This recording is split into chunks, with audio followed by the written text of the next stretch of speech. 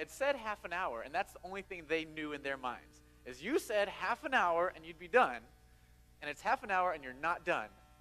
And so in their little minds, they're trying to reconcile, Dad said something, but now he's not doing what he said.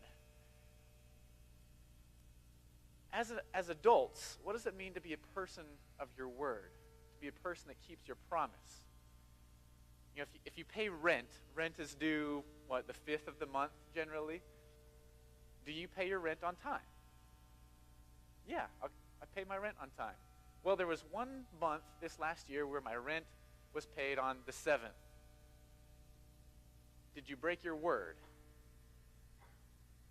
Or your mortgage payment. If your mortgage payment is late once, how late is it before all of a sudden it starts dinging your credit and those kind of things? Because you signed a contract that you would pay your mortgage, that you would pay your rent.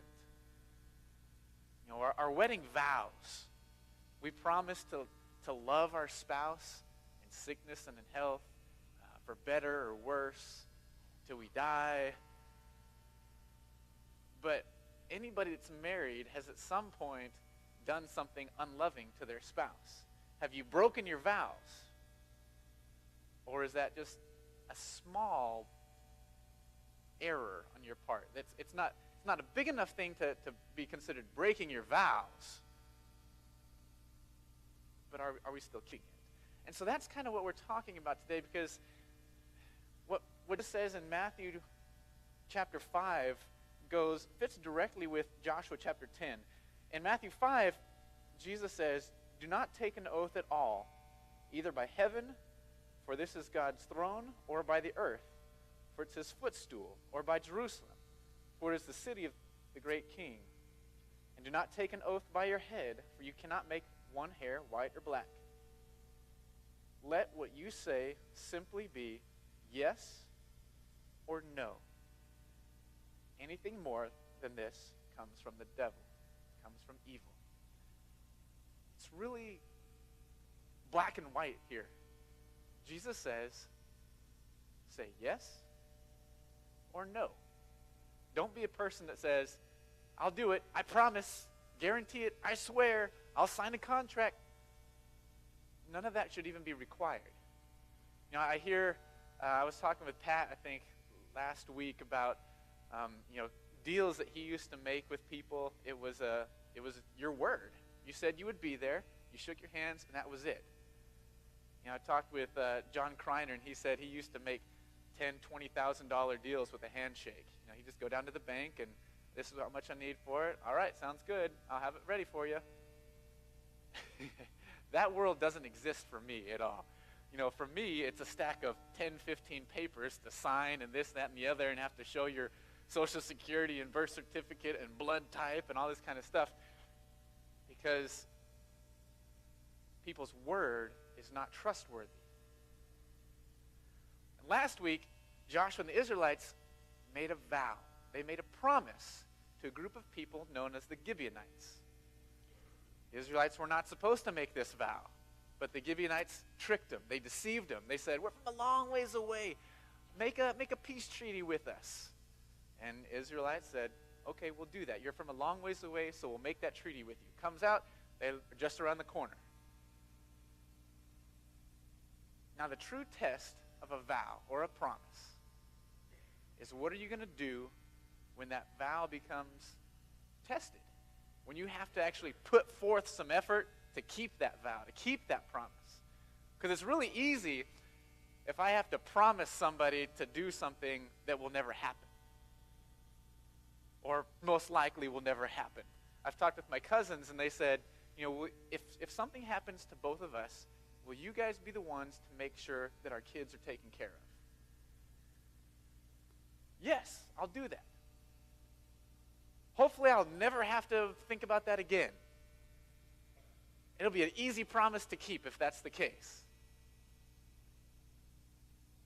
But the true test is, what are you going to do when you have to act upon that? And that's what happens for the Israelites in chapter 10.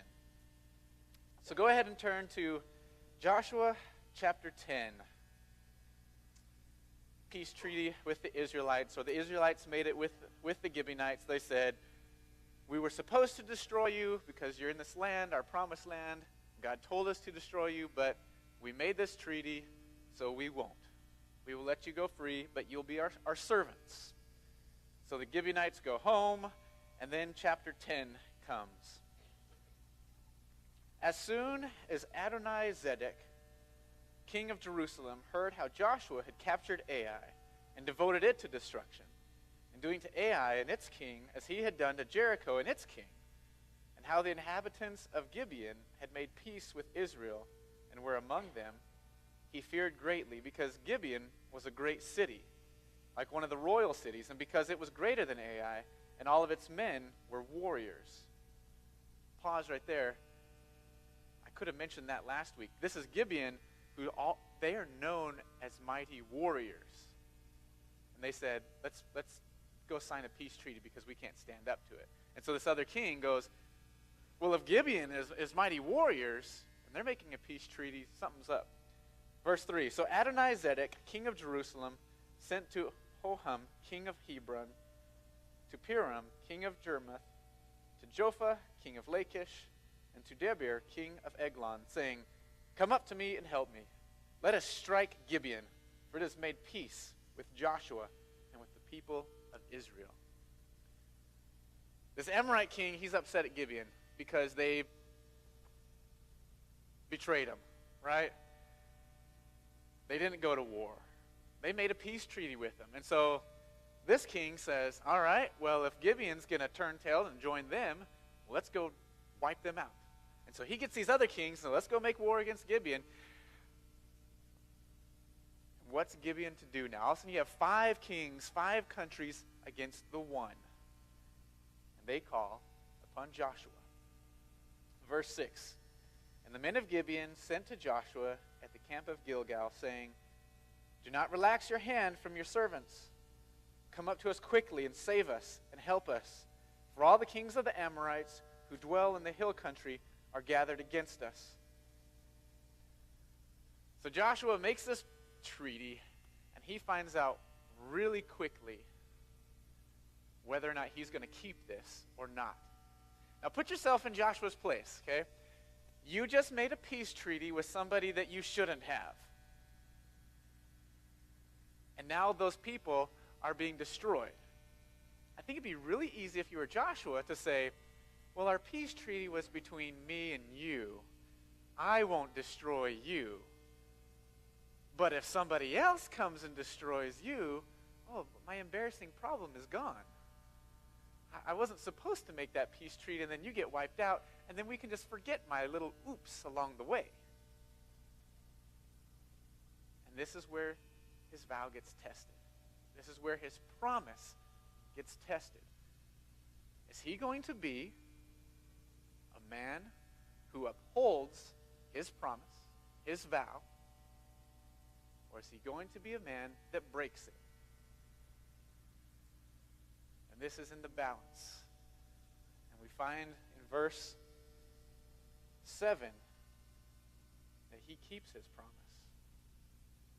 So Joshua went up from Gilgal, he and all the people of war with him, and all the mighty men of valor. And in verse 8, and the Lord said to Joshua, do not fear them, for I have given them into your hands. Not a man of them shall stand before you. So Joshua came upon them suddenly, having marched up all night from Gilgal. All right, I want to point out a couple things.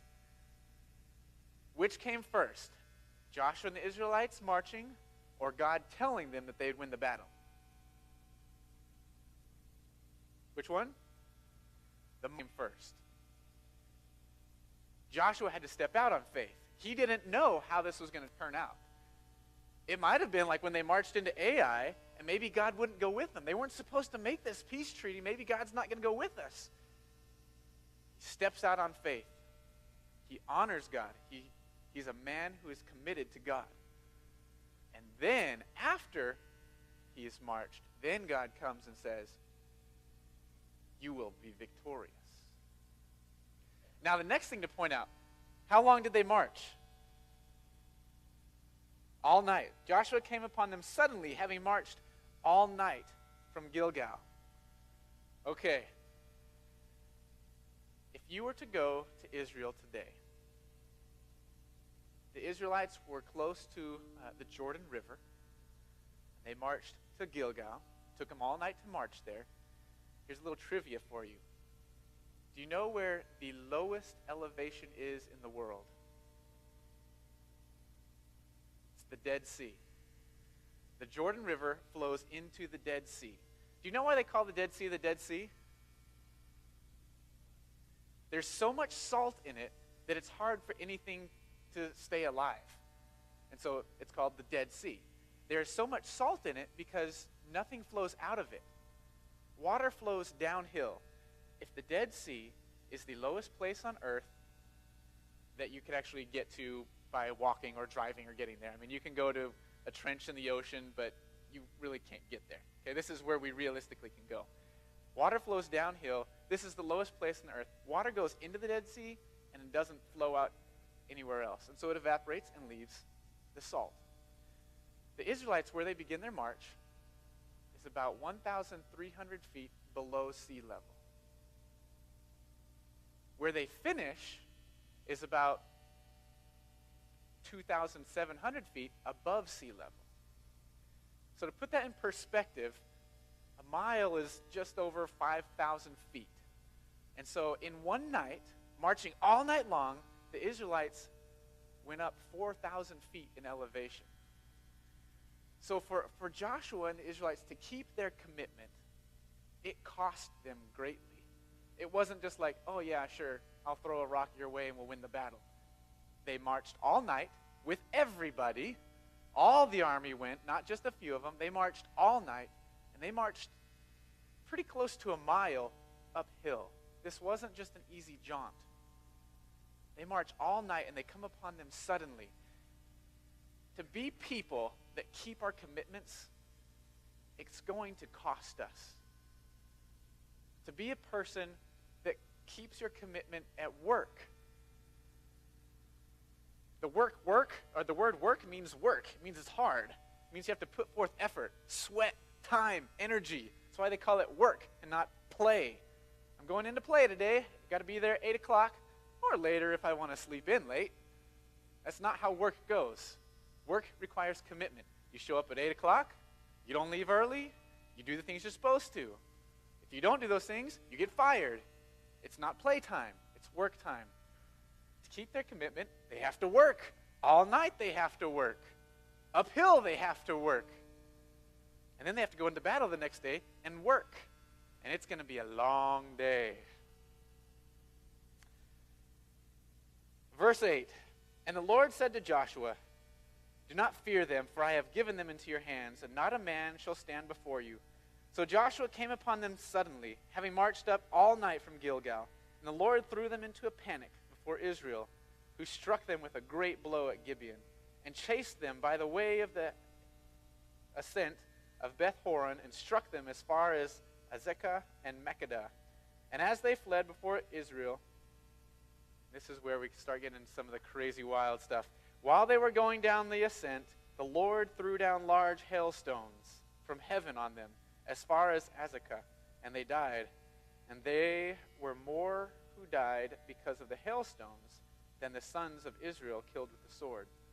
And at that time Joshua spoke to the Lord in the day when the Lord gave the Amorites over to the sons of Israel, and he said in the sight of Israel, sun, stand still at Gibeon, and moon in the valley of Ajalon. And the sun stood still, and the moon stopped, until the nation took vengeance on their enemies. Is this not written in the book of Jeshar? The sun stopped in the midst of heaven, and did not hurry to set for about a whole day. There has been no day like it before or since, when the Lord heeded the voice of a man, for the Lord fought for Israel. And so Joshua returned, and all Israel with him, to the camp of Gilgal. This is a fascinating story. You are part of the Canaanites. You're going into battle, and all of a sudden you start losing the battle, and so you flee and run away. And you're way, way far away from the Israelites. You think, I'm safe, but I better keep running to make sure. Thwack! What in the world is that? And all of a sudden these hailstones start falling all around you. You think you're safe from the spears and arrows. You are, but not against God. Hailstones take out more than the Israelites did. You're running. You've been lucky to survive the hailstones. If only I can survive till nightfall. Then I can go into hiding. Only the sun's not setting. What is going on here? Now you're on the Israelite side. You're going, oh, if only that sun will stay up for a little bit longer, we can really wipe them out. And it happens.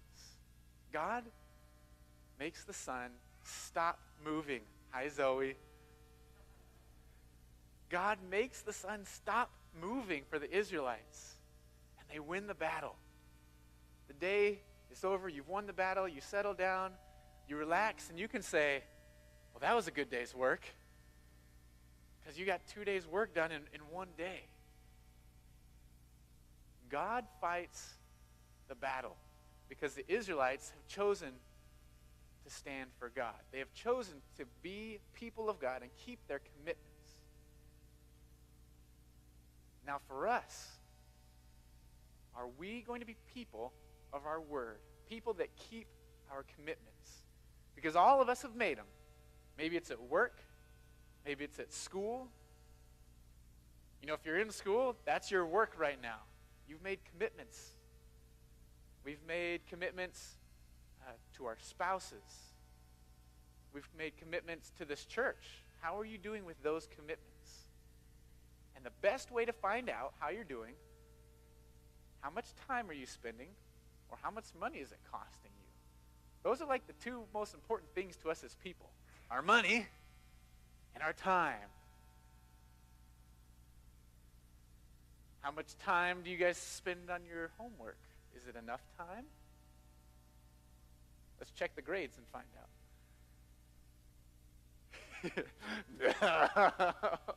I see some head shaking. How much time is your faith costing you? Does your faith cost you 1 hour a week? I mean, if you drove into work or into church today, 10 minutes, 15 minutes, and we're going to be here, an hour or so, and then 15 minutes to drive home. Is your faith costing you an hour and a half each week? It's not very much. Most of us spend about that much time brushing our teeth every week. How much is your faith costing you? Are you marching all night uphill because of your faith? If not, maybe you're not keeping your vow. Maybe you're not keeping your promise. Because when we make the commitment to follow God, to be baptized, we are saying publicly, I am committed to God. I am doing this in front of other people, and I am saying, I will follow God. But if we said that, and then we're not doing anything about it, we're breaking those promises. We're breaking those vows. And that's not being a follower of Jesus. Because Jesus said things like, let your yes be yes, let your no be no. How much is it going to cost you? He said, if somebody wants your cloak, we'll give him your tunic. If somebody says, I want you to walk a mile with me, then walk 2 miles with them. This is the cost of the Christian faith, is giving. Giving time, giving energy, giving effort. Maybe it means you have to drive 3 hours with somebody that you didn't plan on doing. Maybe it means you have to go to the hospital with somebody that you didn't plan on at midnight. Maybe it means you need to call up somebody that you really don't want to call up because they hurt you. Having a faith that follows God requires cost, requires commitment. What are you giving? It's really the question I want to ask. What are you giving, and is that enough? And I can't be the judge of that. I don't want to sit down and ask everybody, okay, let me be the judge of how much you're doing and giving and asking. I mean, I will if somebody would like to. I mean, that might be a good place to start for some of us. I'm not the judge of that, though. I'm not the judge of how much a person should give on Sunday each week in the collection plate as it goes around. I'm not the judge of, how many times you need to come to church each year or week. But I'm asking you the question to be your judge. Are you doing enough? Are you committed to God? Now, the Gibeonites, they made this peace treaty with Israel, and they were sure hoping that Israel was committed to their promise. Because they all of a sudden are having these people come to make war against them. And so they call on Israel and they say, hey, you remember that peace treaty that you signed with us? We need your help right now. Don't delay. Come on, really quick. Like, now. You had to wonder if you're the Gibeonites, were the Israelites going to do it? Because the Gibeonites tricked Israel into signing it. I know that we lied to you, but will you please not be liars to us? Don't do what we did. We lied. Don't do that. You keep your promise.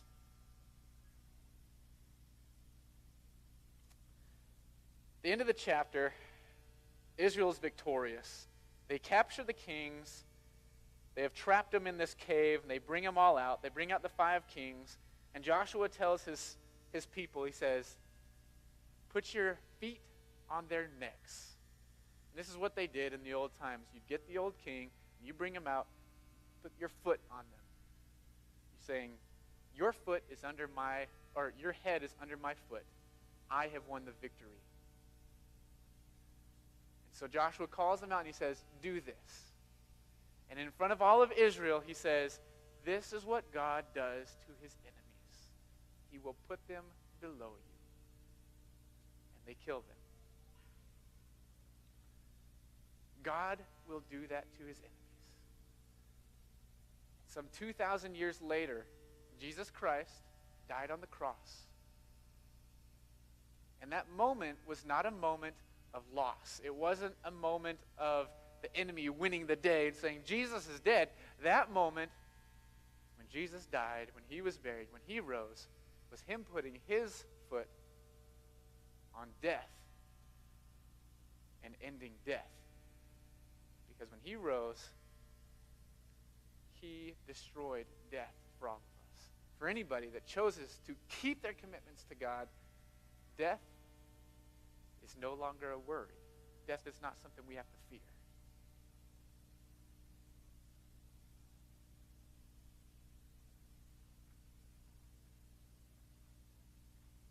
I want to close with this verse from Ephesians chapter 6. Finally, be strong in the Lord and in the strength of his might. Put on the whole armor of God, that you may be able to stand against the schemes of the devil. For we do not wrestle against flesh and blood, but against the rulers, against the authorities, against the cosmic powers over this present darkness, against the spiritual forces of evil in the heavenly places. Therefore, take up the whole armor of God, that you may be able to stand or withstand the evil in the day, and having done all that, to stand firm. Be strong in the Lord and in his strength. Be people that keep our commitments. We're going to sing a song. If somebody has something that they want to pray about, renew their commitment, renew their faith, do that today. We'll have a couple elders come down. It's a great day to do that. But think about your own promises that you've made. Are you a person that is keeping your promise? Or are you a person that needs to recommit to those vows? To your spouse, to God, to work, to school. Be a person, be people of our word. And let our yes be yes. Let's sing. I am resolved no longer